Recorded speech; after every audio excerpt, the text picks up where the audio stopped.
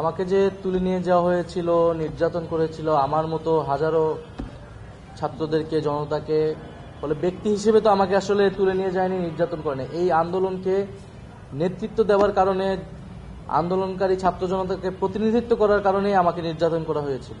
ফলে আমি বলেছি, আমি বা আমাদেরকে যে নির্যাতন করা হয়েছিল এটা কোনো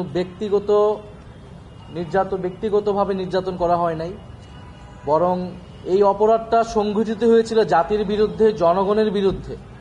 ফলে জনগণের পক্ষ থেকেই আমরা এই মামলাকে সমর্থন দিচ্ছি, এই ট্রাইব্যুনালকে সমর্থন দিয়েছি এবং সাক্ষ্য দিতে এসেছি।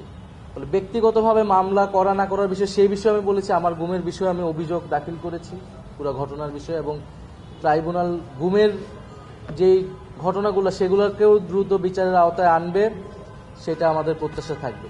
৩রা আগস্টই এই সরকার পতনের এক দফা ঘোষণা হয়ে গিয়েছিল। ফলে তখন থেকে আমাদের পক্ষে, আমার জনগণের পক্ষে, জনগণের কাছে শেখ হাসিনার সরকার আর বৈধ ছিল না।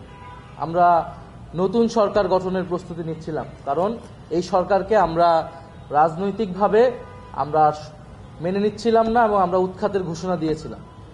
ফলে যেই সরকার সেই সময়ে জনগণের বিরুদ্ধে অবস্থান নিয়েছে, নির্বিচারে গুলি চালিয়েছে এবং 16 বছর ধরে ভোটাধিকার হরণ করে, নাগরিক অধিকার হরণ করে ক্ষমতায় ছিল, শান্তিপূর্ণ জুলাই আগস্টের আন্দোলনে গুলি চালিয়েছে, হত্যাযজ্ঞ চালিয়েছে, তার বিরুদ্ধে এক দফা ঘোষণা করাটা, তাকে উৎখাত করার প্রস্তুতি নেওয়াটা বৈধ। এখানে কোনো ষড়যন্ত্রের কিছু নাই, এটা জনগণের পক্ষ থেকে বৈধ ছিল।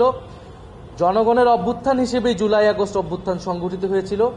এখানে কোনো দেশি বিদেশি শক্তি বা কোনো শক্তির কোনো ধরনের ইন্ধন বা কোনো কিছুই ছিল না। জনগণ স্বতঃস্ফূর্তভাবে রাজপথে নেমে এসেছিল, জীবন দিয়ে প্রতিরোধ করে এই সফলতা নিয়ে এসে, এবং শেখ হাসিনা সহ অন্যরা জনগণ এবং বিচারের মুখোমুখি হতে ভয় পেয়ে তারা দেশ ত্যাগ করেছে, দেশ থেকে পালিয়ে যেতে বাধ্য হয়েছে।